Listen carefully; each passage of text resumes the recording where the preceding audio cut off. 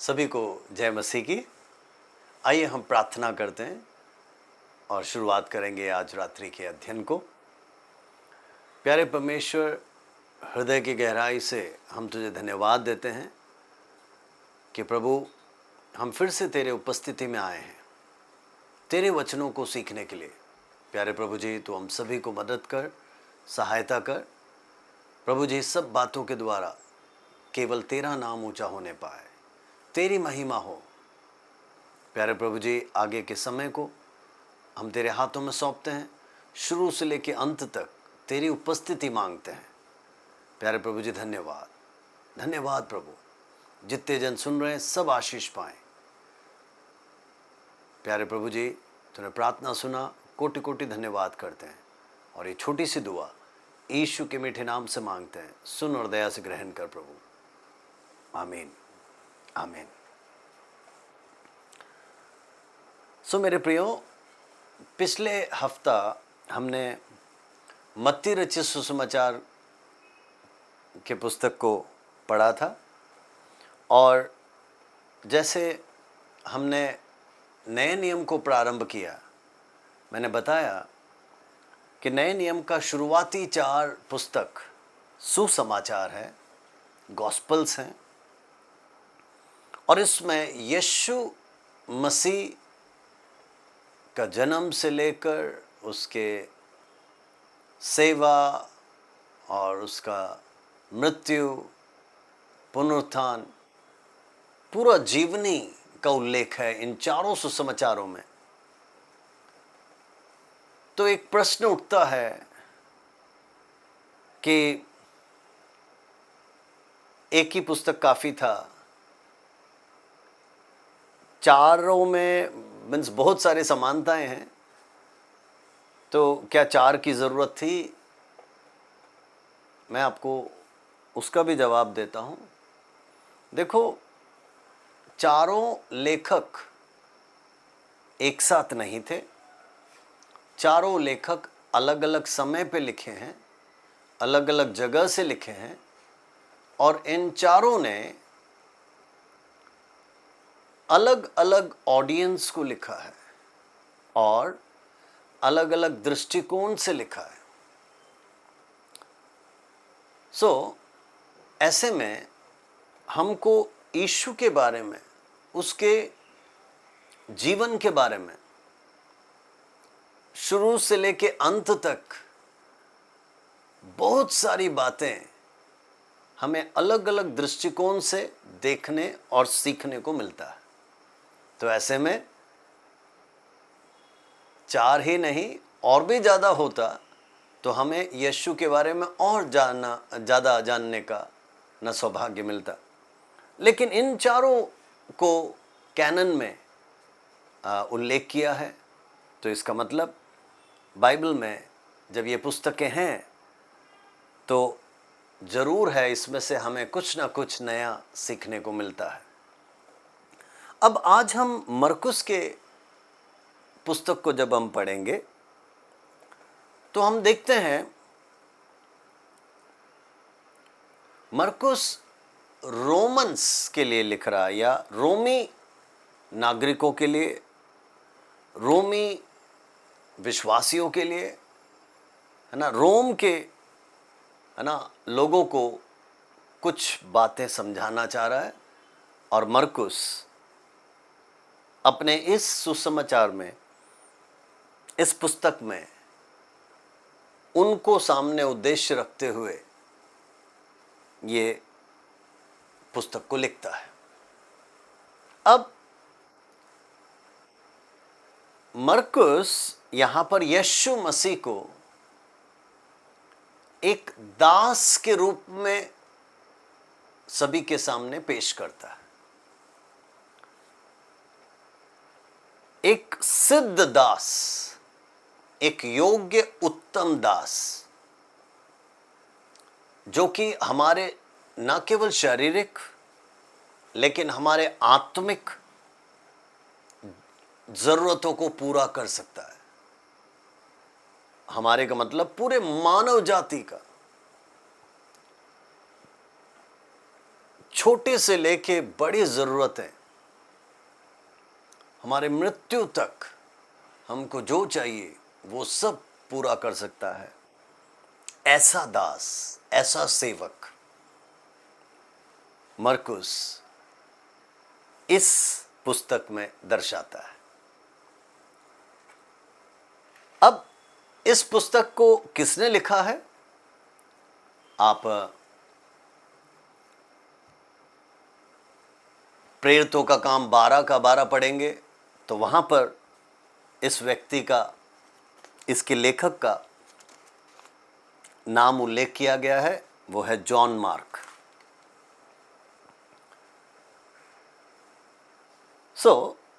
John mark जो लेखक है, जैसे हमने बताया, वो यीशु को एक सिद्ध, एक उत्तम सेवक, एक दास के रूप में यहां पर समझा रहा है, सभी को दर्शा रहा है। हालांकि मत्ती ने यहूदी लोगों को लिखा था, है ना, तो उसका जो ऑडियंस था वो यहूदी लोग थे, है ना। मत्ती क्या दिखाना चाह रहा था कि यीशु मसीह ही राजा है ना। यीशु मसीह मसीहा है, वो राजा है, ऐसा वो दर्शाना चाह रहा था। लेकिन मरकुस एक दास के रूप में यीशु को दर्शाता है। जॉन मार्क लेखक है। कब लिखा? ये एडी लगभग 65 और 70 के बीच में लिखा गया है।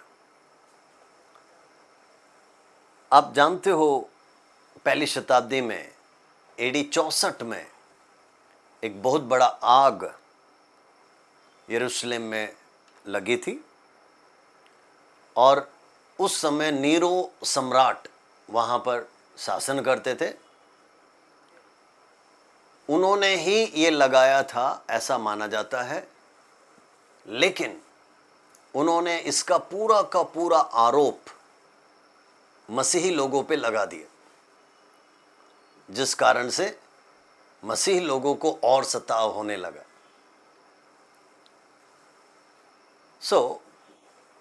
उस परिस्थिति के बाद ये लिखा गया एक पुस्तक है मरकुस का सुसमाचार, और माना जाता है सुसमाचारों में से, चारों में से ये सबसे पहले लिखा गया। अब आपको थोड़ा सा जानकारी मरकुस के बारे में पता चल गया कि जॉन मार्क कौन थे। आप डिटेल पढ़ना चाहते हैं तो प्रेरितों का काम 12 का 12 में लिखा है, और फिर कोलोसियों 4 में लिखा है।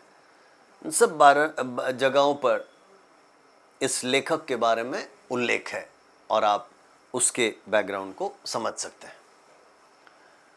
अब हम इस पुस्तक के रूपरेखा को देखेंगे, outline of the gospel of Mark. देखो, पहला अध्याय उसका 1 से लेकर 13 तक the beginning of Jesus ministry, यीशु के सेवकाई का शुरुआती समय को वहां पर दर्शाया गया है। पहला अध्याय उसका 1 से लेकर 13, चैप्टर 1 वर्सेस 1 to 13। वहां पर हम देखते हैं कि किस रीति से बपतिस्मा देने वाला यूहन्ना ने यीशु के लिए मार्ग तैयार किया। उसके बाद हम देखते हैं यीशु का बपतिस्मा, और फिर यीशु को किस रीति से परीक्षाएं सहनी पड़ी। 1 का 12 और 13 अगर आप पढ़ेंगे तो उसमें उसका उल्लेख है। तो पहले भाग में यीशु की सेवकाई का शुरुआती भाग को दर्शाया गया।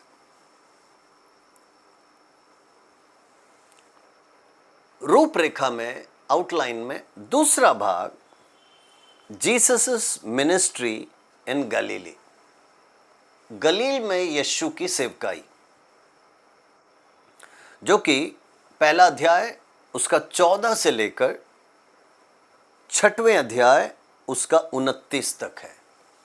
Chapter 1 versus 14 till 6 versus 29। गलील में यीशु की सेवकाई। अब देखिए, इसको हम दो भागों में बांट सकते हैं। पहला है अर्ली गलीलियन मिनिस्ट्री, 1 का 14 से 3 का 12 तक। इसका मतलब शुरुआती सेवकाई जो यीशु ने गलील में की, और वो क्या था? यीशु मसीह ने शिमोन को देखा और उसके भाई अंद्रयास को देखा। तो पहली बात, यीशु मसीह ने किस प्रकार शुरुआती चेलों को अपने पीछे चलने को आह्वान दिया या निमंत्रण दिया, उसका उल्लेख हम देखते हैं। कम एंड फॉलो मी, मेरे पीछे हो लो, यीशु ने कहा। तुम मछली पकड़ रहे हो, लेकिन मेरे पीछे हो लो, मैं मछलियों को नहीं, मनुष्यों को पकड़ने वाला मछुआरा बनाऊंगा। तो उसका जानकारी हम देखते हैं। और उसके बाद हम देखते हैं गलील का एक यात्रा है ना। पूरे गलील में एक टूर चल रहा है। इसका मतलब अलग अलग जगहों पे यीशु यात्रा कर रहे हैं और सेवा कर रहे हैं। इसी भाग में कफरनहूम में यीशु की सेवकाई को हम देखते हैं, और फिर वहाँ पर सबत के दिन जो वाद विवाद हुआ उसका भी उल्लेख है। वो सब आप डिटेल में पढ़ सकते हैं, जो कि 3 अध्याय के पहले भाग में है।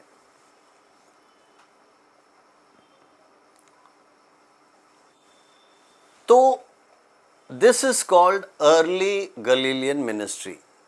यीशु की सेवकाई जो गलील में शुरुआती समय पे हुआ,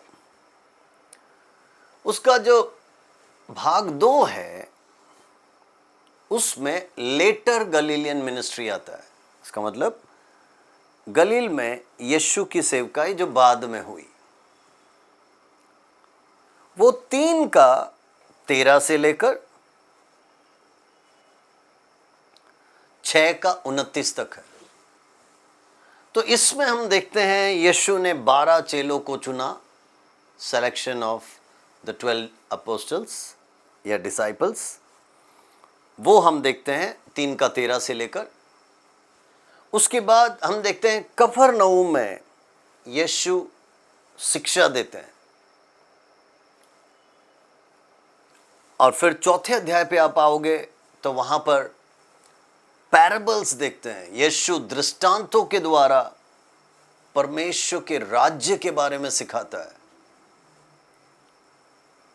He teaches about the kingdom of God through parables. उसके बाद हम देखते हैं गलील के उस पार यीशु पहुंचते हैं, और वहां पर क्या क्या सेवा की, क्या क्या चिन्ह चमत्कार हुए गलील में, उसका वर्णन है। फिर 6वें अध्याय पे आप आओगे, यीशु बताते हैं कि एक भविष्यद्वक्ता को अपने ही घर में आदर नहीं मिलता। A prophet without honor at his hometown. इसका मतलब अपने ही क्षेत्र में, अपने ही जगह पर एक भविष्यद्वक्ता को आदर या सम्मान नहीं मिलता। वो हम 6वें अध्याय पे देखते हैं।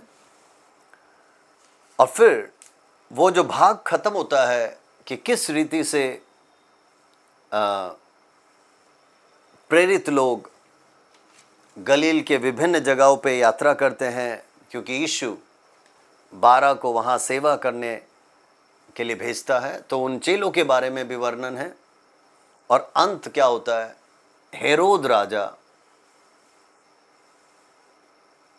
उस समय कैसे यूहन्ना, बपतिस्मा देने वाले यूहन्ना का गला काटता है, उसका पूरा कहानी हम 6वें अध्याय पे देखते हैं।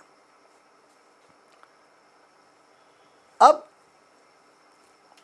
जो तीसरा भाग है, रूपरेखा में तीसरा भाग है, वो है withdrawal from Galilee. Chapter 6 versus 30 till chapter 9 versus 32। 6वें अध्याय के 30 से लेकर 9वें अध्याय के 32 तक यीशु गलील की तरफ से थोड़ा सा बाहर को जाने लगे। वो वहाँ से अलग अलग स्थानों पे जाने लगे और उसका उल्लेख भी हम यहाँ पर पढ़ते हैं। 6:30 से लेकर अलग अलग स्थानों में यीशु जहाँ जहाँ गए और कैसे कैसे क्या क्या सेवा हुई, उस सब का वर्णन इस 6:30 से लेकर 9:32 तक हम पढ़ते हैं। तो ये तीसरा भाग है। उसके बाद 9वां अध्याय उसका 33 से लेकर आखिरी तक, इसका मतलब 50 तक, chapter 9 verses 33 to 50, final ministry in Galilee. गलील में यीशु का आखिरी सेवा। तो यह है चौथा भाग। और उसके बाद 5वें भाग में जीसस मिनिस्ट्री इन जुडिया एंड परिया।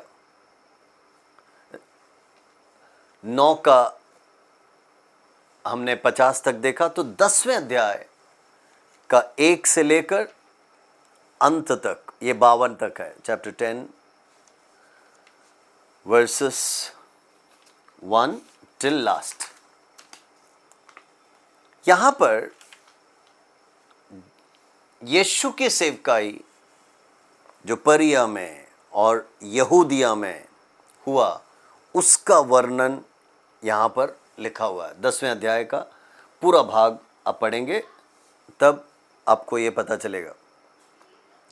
यीशु यहाँ पर कुछ कुछ विशेष शिक्षाएं दे रहे हैं।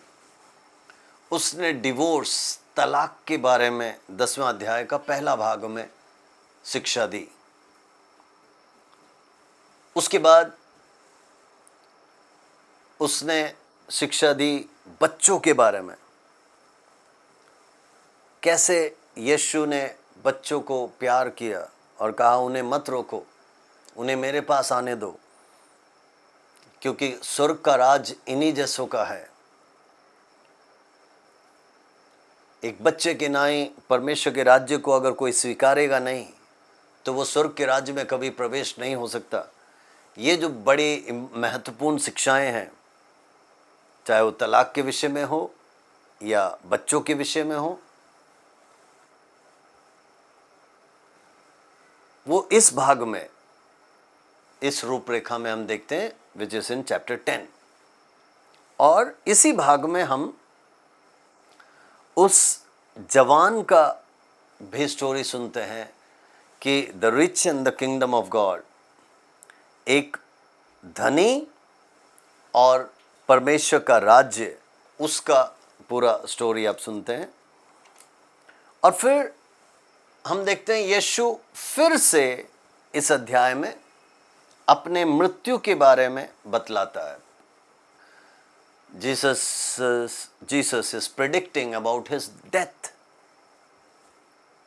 और फिर हम उस अध्याय में देखते हैं याकूब और यूहन्ना, है ना, के रिक्वेस्ट, है ना, इन दो भाइयों का एक निवेदन को हम देखते हैं।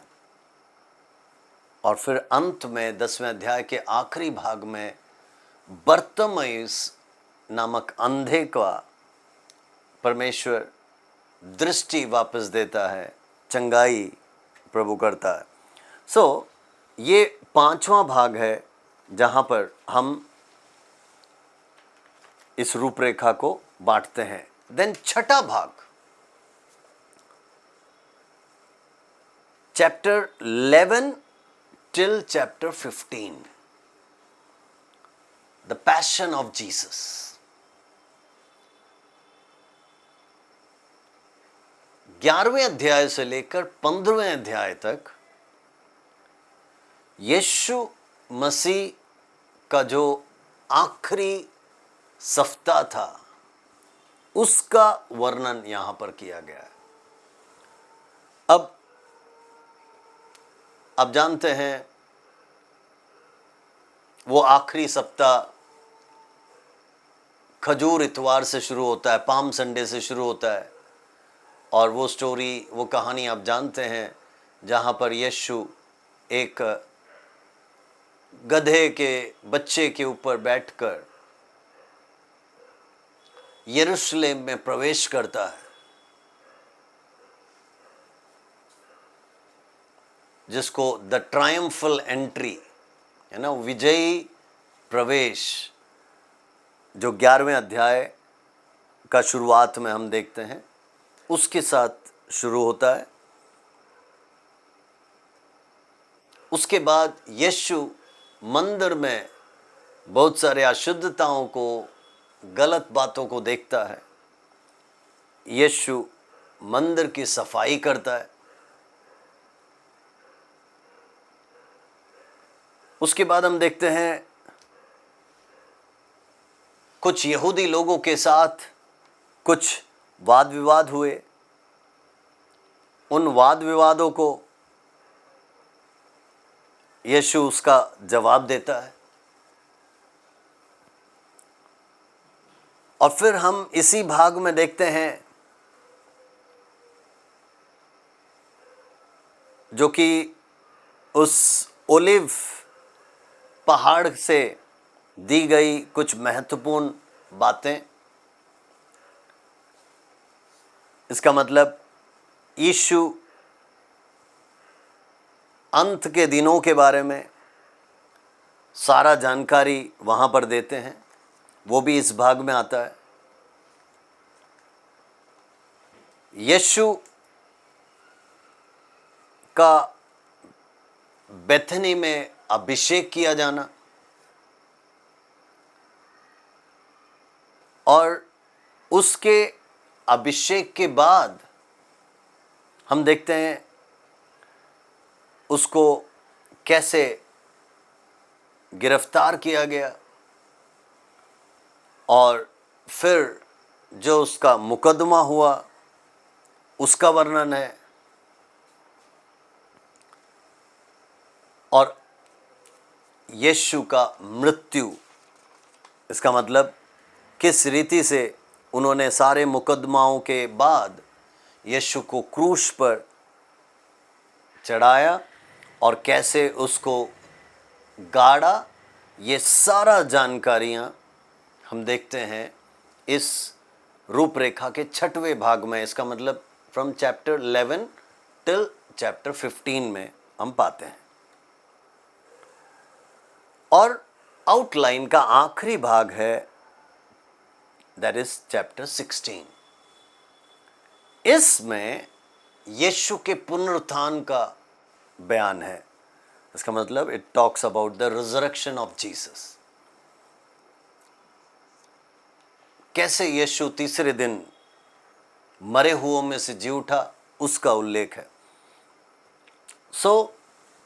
केवल 16 अध्याय हैं, लेकिन यीशु के जीवन काल के शुरू से लेकर अंत तक का एक पूर्ण ब्यौरा हम इस मरकुस के सुसमाचार में हम देखते हैं। हालांकि आप बाकी सुसमाचारों को पढ़ेंगे तो आपको वहाँ पर कुछ और ज़्यादा एक्स्ट्रा डिटेल्स मिलता है। जैसे मरकुस में यीशु के जन्म, यीशु का पालन पोषण, उसके माता पिता, ये सब जानकारियाँ ज़्यादा नहीं हैं, लेकिन अन्य सुसमाचारों में हम उसके बारे में भी पढ़ते हैं। हर सुसमाचार में ना अलग अलग दृष्टिकोण, जैसे मैंने आपको बताया है। तो हर एक पुस्तकों से हमें कुछ ना कुछ नया देखने और सीखने को मिलता है। अब आप आउटलाइन समझ गए, रूपरेखा, तो उसको फॉलो करें तो मरकुस को समझना आसान हो जाएगा। अब इस पुस्तक में जो की वर्सेस हैं, जो कुंजी पदें हैं, उसको आपके सामने रखता हूं। 3 पद है जो इस पुस्तक में बहुत ही महत्वपूर्ण है। पहला है मार्क चैप्टर 1 वर्सेस 15, मरकुस 1 का 15,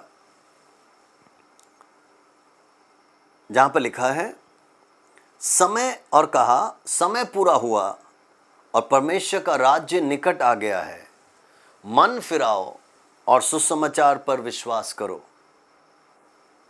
And saying, the time is fulfilled and the kingdom of God is at hand. Repent ye and believe the gospel. ये एक महत्वपूर्ण बात मन फिराव के लिए कुंजी पदों में से गिना जाता है। और दूसरा जो कुंजी पद है वो 10 का 45 है, चैप्टर 10 वर्सेस 45। मैं आपके लिए पढ़ देता हूं, 10 का 45। क्योंकि मनुष्य का पुत्र इसलिए नहीं आया कि उसकी सेवा टहल की जाए, पर इसलिए आया कि आप सेवा टहल करें और बहुतों की चुड़ौती के लिए अपना प्राण दें। For even the Son of Man came not to be ministered unto, but to minister and to give his life a ransom for many. ये दूसरा महत्वपूर्ण कुंजी पद है। और आखिरी तीसरा है 16वां अध्याय और उसका 15 से लेकर, जहां पर लिखा है 15, 16, 17 और 18। और उसने उनसे कहा, तुम सारे जगत में जाकर सारी सृष्टि के लोगों को सुसमाचार प्रचार करो। जो विश्वास करे और बपतिस्मा ले उसी का उद्धार होगा, परंतु जो विश्वास ना करेगा वो दोषी ठहराया जाएगा। और विश्वास करने वालों में ये चिन्ह होंगे कि मेरे नाम से दुष्टात्माओं को निकालेंगे, नई नई भाषाएं बोलेंगे, सांपों को उठा लेंगे, और यदि वे नाशक वस्तु भी पी जाएं तो भी उनकी कुछ हानि ना होगी। वे बीमारों पर हाथ रखेंगे और वे चंगे हो जाएंगे। मेरे प्रियो, ये 3 कुंजी पद है जो मरकुस के अंदर हम पाते हैं।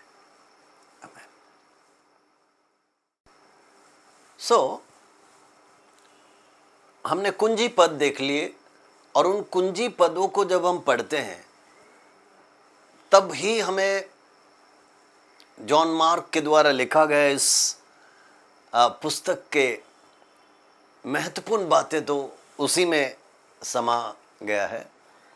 और हम समझ सकते हैं कि उसने क्या क्या हाईलाइट किए, क्या क्या महत्वपूर्ण है, हमको उसमें दिख जाता है। लेकिन अब हम थोड़ा सा और आगे बढ़ेंगे और की थीम को देखेंगे, मुख्य मुद्दे जो मरकुस के इस पुस्तक में हम पढ़ते हैं उसको समझने का प्रयास करेंगे। सो की थीम में, मुख्य मुद्दों में पहला है Jesus as the son of God, यीशु परमेश्वर का पुत्र। मरकुस बहुत ही अच्छी तरह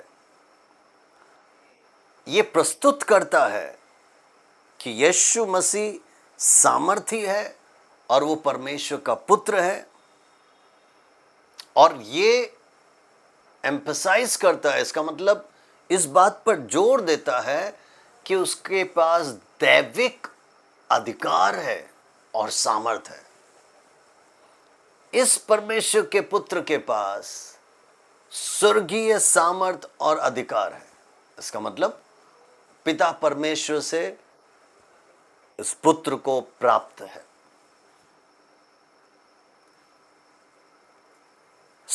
ये पहला मुद्दा है जिसका उल्लेख जॉन मार्क करते हैं। दूसरा, इस पुस्तक में बार बार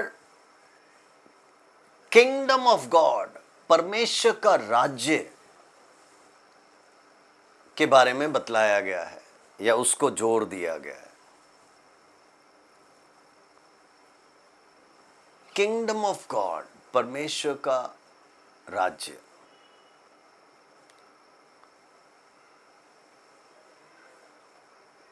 मेरे प्रियो, पूरा जो यीशु के शिक्षाएं हैं वो इसी बात पर केंद्रित था, परमेश्वर का राज्य, किंगडम ऑफ गॉड।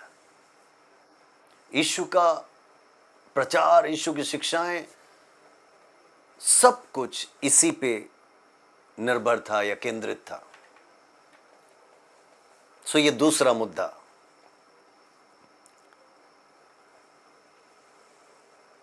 तीसरा मुद्दा,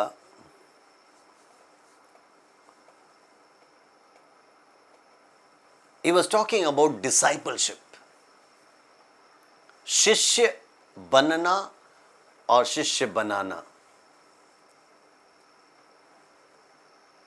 चेला बनना और चेला बनाना। मरकुस इस पुस्तक में समझाता है कि एक मूल्य है, there is a cost to become a disciple. एक चेला बनने के लिए एक मूल्य चुकाना पड़ता है, और अगर आप बन जाएं और यीशु के पीछे चलने लगे तो उसका एक बड़ा प्रतिफल है। और इस पुस्तक में हम देखते हैं कि वो प्रोत्साहन करता है कि लोग अपने आप को इनकार करें और अपने क्रूस को उठाएं और यीशु के पीछे चलें। ऐसा एक उद्देश्य हम इस पुस्तक में देखते हैं जो जॉन मार्क यहाँ पर समझा रहे हैं। अब जब शिष्यता के बारे में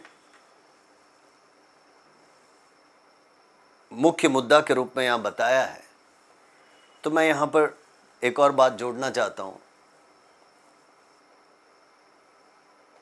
देखिए, यीशु ने 12 को क्यों चुना, 12 चेलों को क्यों चुना, वो बहुत ही महत्वपूर्ण है आपको जानना। क्योंकि 3 अध्याय उसका 13 और 14 पढ़ोगे, चैप्टर 3 वर्सेस 13 एंड 14, तब आपको पता चलेगा बड़ा सेवा करने के लिए नहीं, बहुत बड़ा कार्य करने को नहीं, सबसे पहले देखिए यीशु ने चेलों को क्यों चुना और नियुक्त किया। मरकुस 3 का 13 और 14 में ऐसे लिखा, फिर वह पहाड़ पर चढ़ गया और जिन्हें वह चाहता था उन्हें अपने पास बुलाया और वह उसके पास चले आए। तब उसने 12 पुरुषों को नियुक्त किया कि वह उसके साथ रहें और फिर वह उन्हें भेजें कि प्रचार करें। सो जॉन मार्क इस पुस्तक के जरिए एक बहुत ही बड़ी सच्चाई को पेश करते हैं कि यीशु ने अपने 12 चेलों को चुना ताकि वह उसके साथ साथ रहें, और साथ साथ रहेंगे तो वो उन्हें प्रचार के लिए भेजेंगे और बाकी चिन्ह चमत्कार और बाकी सब काम और सेवा होगा। सो मैं और आप भी अगर इस युग में या इन अंतिम दिनों में यीशु के चेले बनना चाहते हैं, यीशु के साथ साथ चलना चाहते हैं, तो देखिए कोई बहुत बड़ी बात को नहीं लिखा है। उसने जो हमसे मांगा वो ये है कि हम उसके साथ साथ बने रहें, उसके साथ साथ उठना बैठना, चलना फिरना, उसकी बातें सुनना, ये है जो परमेश्वर मुझसे और आपसे चाहता है। और अगर हम ऐसा करें तो फिर वो चिन्ह चमत्कार के लिए हमें इस्तेमाल करेगा, वो हमें अद्भुत कार्यों के लिए, प्रचार के लिए, दुष्ट आत्माएं निकालने के लिए, बाकी सब के लिए वो हमें इस्तेमाल करेगा। लेकिन प्राइमरीली इसका मतलब सबसे महत्वपूर्ण बात, यीशु ने क्यों चुना कि हम उसके साथ साथ बने रहें। चौथा मुद्दा, मैसियानिक सीक्रेट। यीशु मसीहा है, ये रहस्य, इस बात पर भी कई जगह पर उल्लेख है। हम देखते हैं कई स्थानों पे यीशु मसीह अपने चेलों से कहता है कि शांत रहें, मत बताओ कि मैं कौन हूं, मैंने क्या क्या किया है, ये सब ज्यादा मत फैलाओ। उस एक सच्चाई को भी हम यहां पर देखते हैं। तो उन सब के पीछे यीशु का एक कारण है, क्योंकि वो हर चीज अपने समय पर, और उसका समय इसका मतलब सही समय पर सब कुछ पूरा करता था। तो वो एक गुप्त बात कि वो मसीहा है, उस संदेशा को भी हम इस पुस्तक में हम देखते हैं। और उसके बाद क्रूस के विषय में भी हम कुछ बातों को मुख्य मुद्दा के रूप में देखते हैं।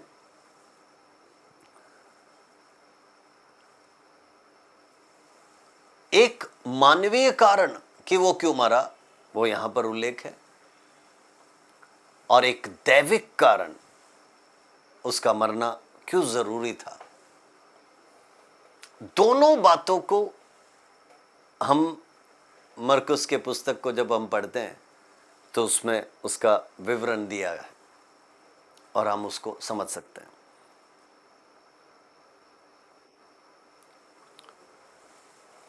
तो ये थे मुख्य मुद्दे, लगभग 5 मुद्दे हमने देखा। पहला, जीसस को ऐसे सन ऑफ गॉड करके प्रूव किया, परमेश्वर का पुत्र। उसके बाद परमेश्वर का राज्य के बारे में उल्लेख किया है, चेले बनना और चेले बनाना, डिसाइपलशिप के बारे में उल्लेख है, और द मैसियानिक सीक्रेट, वो मसीहा है, उसको अधिकतर जगह पर गुप्त रखा, और क्रूस क्यों जरूरत था, उसके मानवीय कारण और दैविक कारण ये दोनों का भी उल्लेख मुख्य मुद्दों में हम देखते हैं। अब इन सब के अलावा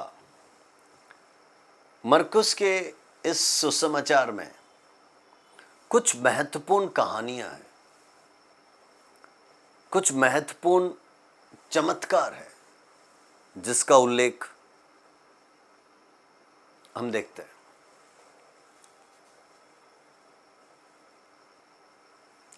यीशु ने देखो बहुत सारे चमत्कार किए।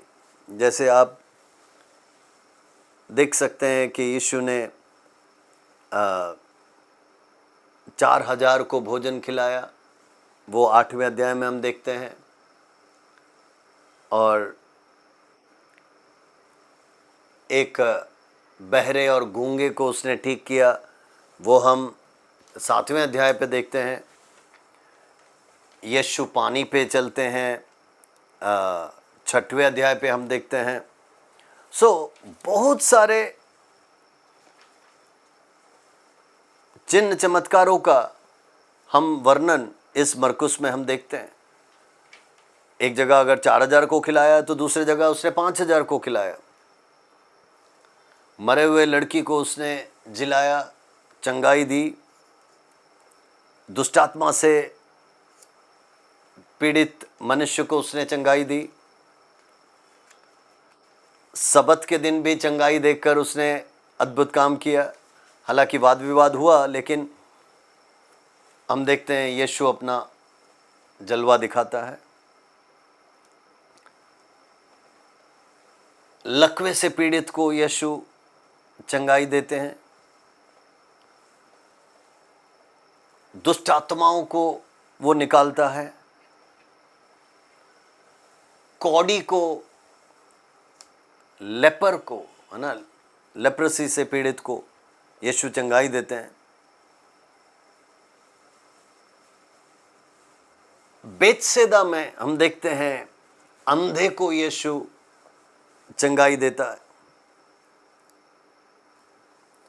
ये सब यीशु के सामर्थ को और यीशु के तरस को भी दर्शाता है।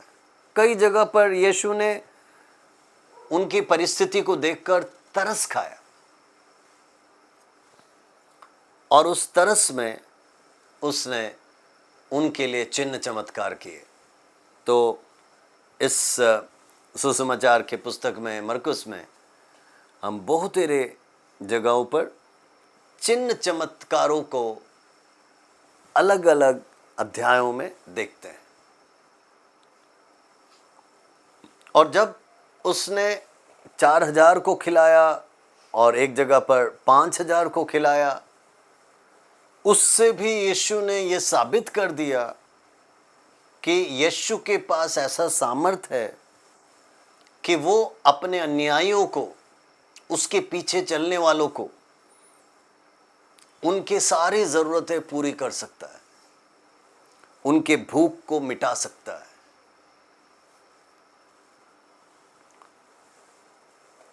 ऐसा ही एक और महत्वपूर्ण कहानी जो हम इस पुस्तक में देखते हैं वो 9वें अध्याय में है।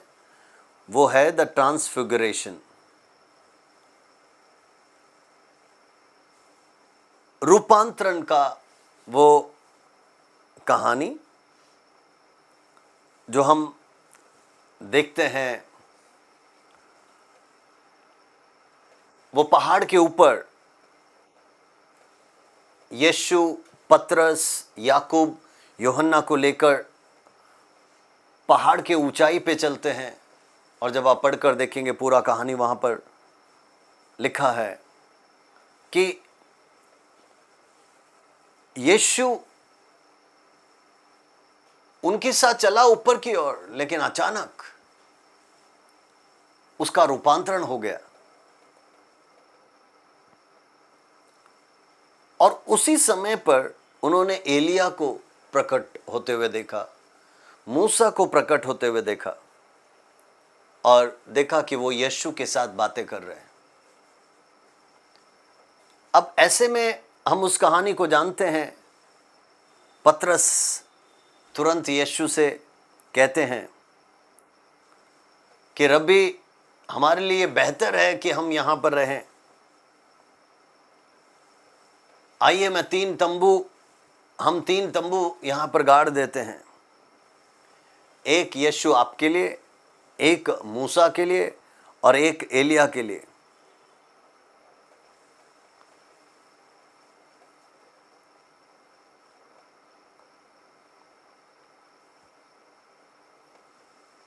लेकिन तुरंत वहां पर एक परिवर्तन हो गया। वो कहानी आप सब जानते हैं। और एक आवाज आता है कि ये मेरा पुत्र है जिससे मैं प्रेम करता हूं, उसकी बातें सुनो। और जब उस आवाज को सुना, उन्होंने देखा यीशु को छोड़कर बाकी सब गायब।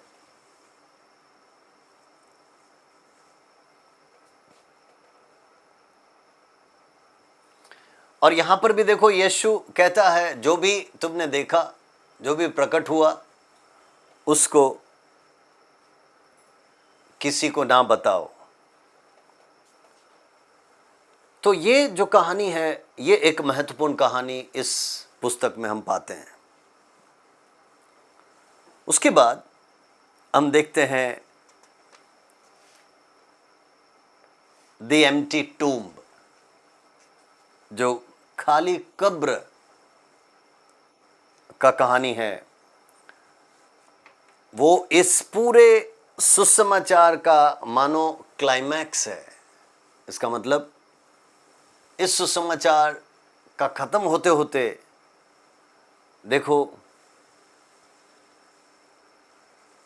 हम देखते हैं पूरा यीशु का यात्रा, सेवा, और कैसे यीशु गिरफ्तार हुआ या पकड़वाया गया, कैसे यीशु का मुकदमा हुआ, कैसे क्रूस पर यीशु को चढ़ाया गया, कैसे उसको अरमत्या के यूसुफ ने मिट्टी दी या कब्र में गाड़ा। लेकिन जब हम इस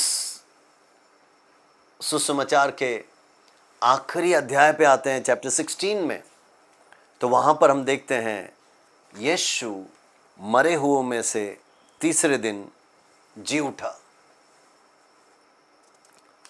अब ये जो पुनरुत्थान है, रिजरेक्शन है, ये मसीहत का छाप है। क्योंकि यीशु अगर पुनरुत्थित नहीं होता तो मसीहत अधूरा रह जाता। हमारा विश्वास में, हमारे मसीहत में जो मुख्य बात है वो है यीशु मसीह का पुनरुत्थान।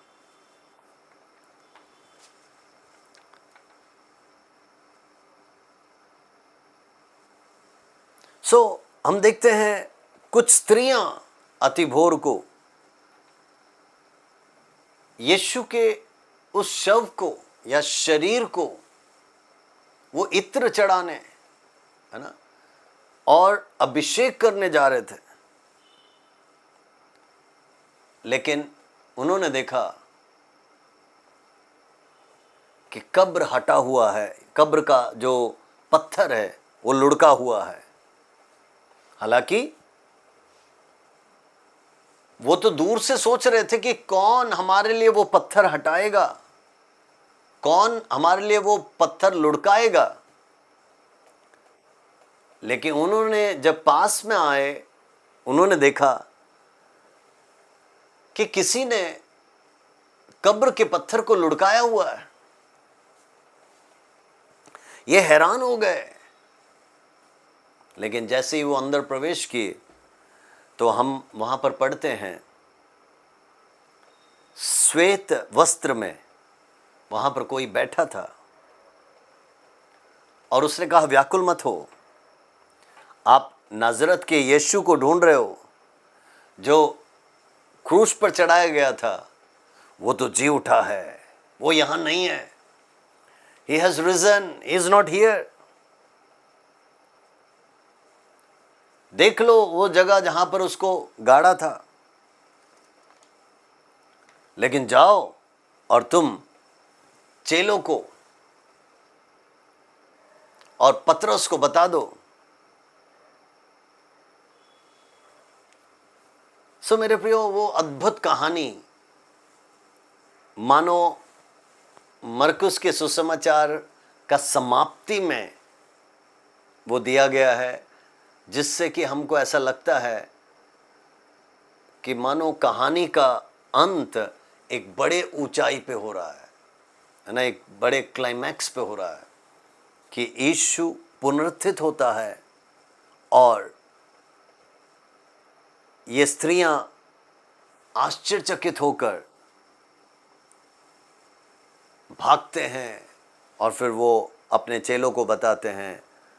ये सब बातें उस 16वें अध्याय पे हम देखते हैं और फिर वहाँ पर समाप्त होता है 16 के 15 में, go into all the world and preach the gospel to all nation. दुनिया के सारे कोने कोने में जाओ और इस सुसमाचार को हर एक को सुनाओ। सो देखिए, सुसमाचार के अंदर यीशु मारा गया, गाड़ा गया और यीशु जी उठा। हमारा प्रभु यीशु मरा हुआ नहीं, वो जिंदा खुदा है, वो जी उठा हुआ परमेश्वर है। ये साबित किया है और उसके बाद हमसे कहा है कि इस सच्चाई को दुनिया भर में जाओ और सुनाओ, और फिर जो विश्वास करे उन्हें बपतिस्मा दे, उनका उद्धार हो जाएगा। जो नहीं करेंगे वो दोषी ठहराए जाएंगे।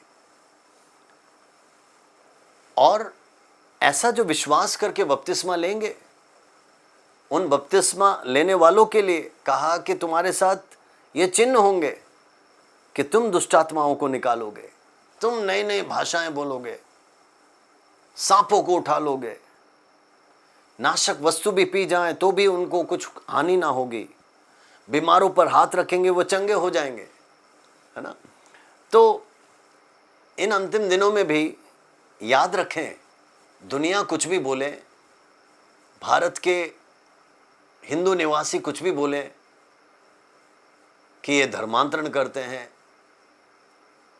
आपको मालूम होना चाहिए हम क्या कर सकते हैं। हम तो साधारण मनुष्य हैं, लेकिन हमारे यीशु ने ये सब किया और कहा उसके सुसमाचार को तुम सुनाओ सभी को, तो जो विश्वास करे उनके जीवन में भी ये सब चिन्ह चमत्कार होगा। तो ये यीशु की आज्ञा है, किसी मनुष्य ने नहीं बोला, पोप ने या बिशप ने या किसी रेवरेंड ने या पास्टर ने नहीं बोला, किसी संस्था या चर्च ने नहीं बोला, ये तो हमारे यीशु की आज्ञा है। और अगर यीशु ने आज्ञा दिया है तो हम क्यों नहीं मानेंगे? हम तो प्रचार करते रहेंगे, अंतिम सांस तक हम यीशु के नाम को लेते रहेंगे, क्योंकि हमें मालूम है उसके नाम में चंगाइयाँ हैं, उसके नाम में चमत्कार है। क्यों? क्योंकि अभी मैंने पढ़कर सुना है, वो यहाँ लिखा हुआ है। आप सभी जो इन वचनों को सुन रहे हैं, मरकुस 16वां अध्याय और उसका 15 से लेकर नीचे पढ़िए। विश्वास करने वालों के लिए वो क्या क्या करता है और उनसे क्या क्या करवाता है, उसका एक उल्लेख यहाँ पर लिखा है। और देखिए समाप्त कैसे करता है, आखिरी पद, चैप्टर 16 वर्सेस 20। और उन्होंने निकलकर हर जगह प्रचार किया, प्रभु उनके साथ काम करता रहा और उन चिन्हों के द्वारा जो साथ साथ होते थे वचन को दृढ़ करता रहा। See, whatever he promised, he is fulfilling. उसने जो भी वायदे किए वो पूरा कर रहा है। क्यों? क्योंकि वहां पर लिखा है जैसे यीशु ने कहा वैसे they went forth and preached everywhere, the Lord working with them and confirming the word with signs following. Amen. क्योंकि हम अपने बारे में थोड़ी ना प्रचार कर रहे हैं, हम अपनी महिमा थोड़ी ना कर रहे हैं। हमको जिसने उद्धार दिया, हम उस यीशु के बारे में बता रहे हैं। क्यों बता रहे हैं? क्योंकि उसने कहा हमसे, उसने कहा प्रचार करो, उसने कहा सिखाओ, उसने कहा जाओ दुनिया भर में। इसीलिए हम जाते हैं, प्रचार करते हैं और करते रहेंगे। क्यों? क्योंकि जब हम उसके साथ साथ चलते हैं, उसका प्रचार करते हैं, उसका काम करते हैं, तो मेरे प्रियो, वो चिन्ह चमत्कार के द्वारा उस वचन को दृढ़ करता है या सही ठहराता है। आमीन। यही सच्चाई है। जिसके कान हो वो सुने और विश्वास करें और इस यीशु के द्वारा उद्धार पाएं। प्रभु आपको इन वचनों के द्वारा आशीष दे। मरकुस का सुसमाचार छोटा सा पुस्तक है, लेकिन बहुत ही अच्छे आत्मिक अर्थ हमें सिखाता है। आइए हम इसको सीखें और समझें और आशीष पाएं। हम प्रार्थना करेंगे। प्यारे परमेश्वर, हम हृदय की गहराई से तुझे धन्यवाद देते हैं प्रभु। इस मरकुस के सुसमाचार के द्वारा कुछ हकीकतों को, कुछ सच्चाइयों को प्यारे प्रभु तूने हमें सिखाया, समझाया, इसलिए धन्यवाद प्रभु। जितने भी जन सुन रहे हैं, सीख रहे हैं, तूने ब्लेस कर, आशीषित कर, तेरा नाम ऊंचा होने पाए, यीशु तेरी महिमा होने पाए। प्रभु तूने प्रार्थना सुना, इसलिए धन्यवाद। आदर महिमा तुझे मिले और ये छोटी सी दुआ यीशु के मीठे नाम से मांगते, सुन और दया से ग्रहण कर। आमीन, आमीन, आमीन। सो मेरे प्रियो, प्रभु आप सबको आशीष दे, ब्लेस करे। अगले सप्ताह हम फिर एक और किताब के साथ फिर मिलेंगे। तब तक के लिए नमस्कार। आमीन।